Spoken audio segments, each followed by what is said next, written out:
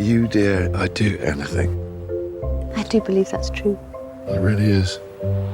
In this Homeworthy special, we're taking you inside the home at the center of the Hollywood hit The Roses, starring Benedict Cumberbatch and Olivia Colman. How was your day? The neighbour's dog shat in the laundry. The kids have got knit together. My left eye's twitching. More champagne for me, please. It's a film where the home itself is something of a main character, at the center of a contentious divorce between a brilliant architect and an acclaimed chef. We are done. I say when we're done. I just want the house. I built it. Oh, you're not having the house. And who better to show us around than Benedict Cumberbatch himself, who gives us a tour of the unforgettable home built entirely on a set. Who gets this side of the bed? We also have an in-depth exclusive interview with one of Hollywood's top set designers, Mark Ricker. It just wanted to be the coziest, almost the cliche of the coziest house you could ever imagine. Who designed the ideal coastal cliffside home for the project, which his team erected in just 8 weeks. It was one of the more challenging things I've ever designed, and definitely the most personal. While beautiful, it certainly takes a beating in the course of the dark comedic film.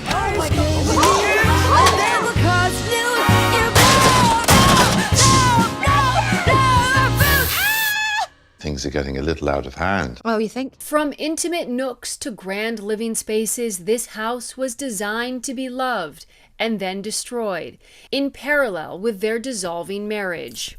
Join us as Benedict Cumberbatch takes us on a tour of this remarkable set with insight from the visionary mind behind its design.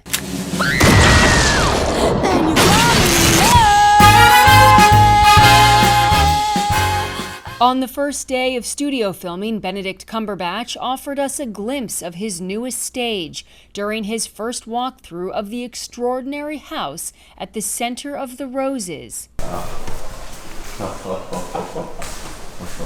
my God.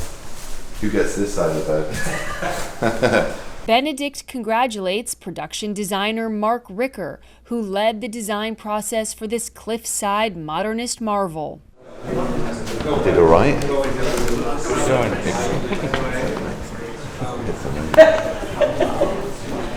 Wow. Yeah, I think this is worth fighting to the death for. Mark's architectural vision truly comes to life in this cliffside retreat, where he gives us a special tour of this extraordinary home. I'm Mark Ricker, I'm the production designer of The Roses. We're on Stage 8, Pinewood Studios. Outside, what would be the outside of The Roses house, it's floating in the air because we had to put it in the air for the fact that we're on a cliff. And so everything here is a floating forest and a floating house. So we'll go upstairs and I'll take you through the front door. This would have been the front door of the house. And I started with this sort of, cloud-like curves in the front hall that come from the roof line that would have been the house that we see from the outside.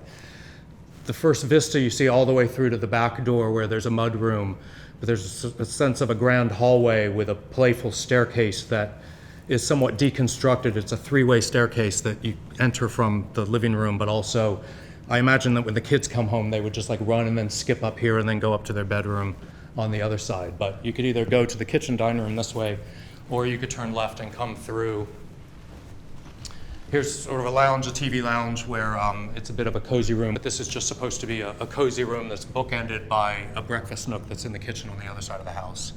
But the real sense of the presentation of the house is when you would come here and come up these steps, these Douglas fir timber steps that are replicated in all the beams here.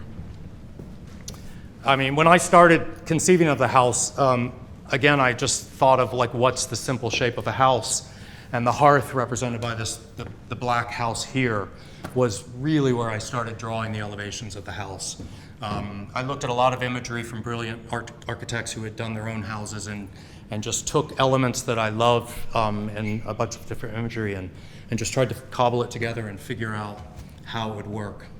Well, also when you enter the house, I mean, the intent was that you would drive through the forest and come across a house that almost disappears in the woods and blocks the view. But then when you come through the house, and you would then be presented with this majestic view of the ocean and the cliff beyond. So we have a deck that's got multiple levels. There's a fire pit up there and a dining area over here. This is really supposed to be the sort of a cathedral space of the house. Hopefully it's got a very human scale, and the hearth right here and the staircase continues in the same way. As you can see, it's the same staircase that you would see from the hallway, but you could just go up here. The landing then turns into a shelf. Just playing with simple shapes, but how they combine with light and shadow. And I didn't want to hang anything up in here so that it would just, I mean, it really is just about shadow and light up in the rafters. Again, another deconstructed hole looking back into the living room. You could see from there all the way back to the forest.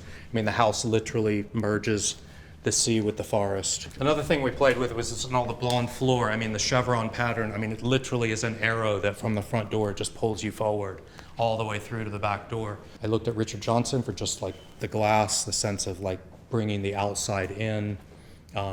Played with a central courtyard here where there was a perfect tree that he would have designed the house around, so we kept that. We really wanted there to be a view from the kitchen all the way to the sea. So we have a little lounge here in the middle. And again, for the events that happen in the house, a lot happens right here.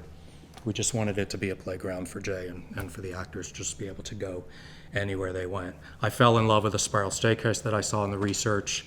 A wine cellar that was going to be another idea at one point. That was abandoned, but then I just said, all right, well, let's just keep them together, and it literally is just a screw that goes through. I designed Julie and Julia, and I called my friend Susan Spungen, who was our food stylist, and just ran by, like, what do we need in a kitchen that's going to be missed?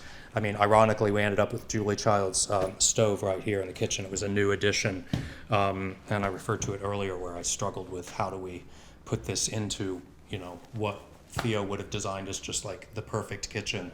But Ivy makes him somehow fold this in, so we had the similar challenge of figuring that out, but it ended up working quite well, and now I kind of love it there. It just looks like a battleship. But this feels more like Ivy's world. It is, definitely. I mean, like, he would have chatted with her, like, she, you know, was so successful at this point and knew what she would need of a kitchen. We gave her plenty of workspace. He would have picked out this marble, but I think she would have been the one to say, like, I need this much counter space. We gave her a pretty gigantic kitchen, again, with a good view, but I love the idea of a little breakfast nook and a boot room. We call it a mud room in the States, but everybody here kept calling it a boot room. The other thing that it just kept having fun with was that it just wanted to be the coziest, almost the cliche of the coziest house you could ever imagine. So there's a Danish architecture term, it's like hygge, which just is, it means the warmest socks, the warmest fire, the coziest corner. So I couldn't have overdone that enough. And because we're just, you know, a black comedy, it was just a lot of fun to play into that. So cozy corners everywhere. Again, I think one of the things that I tried to play with the house was just keeping it open so that you wouldn't get confused where you were. I mean, there's a lot of action scenes where the lights go out, and it's two basic rooms. I mean, there's the living room, and then there's the dining room, kitchen room. Their bedroom is a separate house, but then there's all of these little cozy areas that really I conceived of as just background for this main room and that main room. But it turns out that we're playing in them as well. This was another detail that I just fell in love with, the idea of this glass bridge hallway that connects literally the two.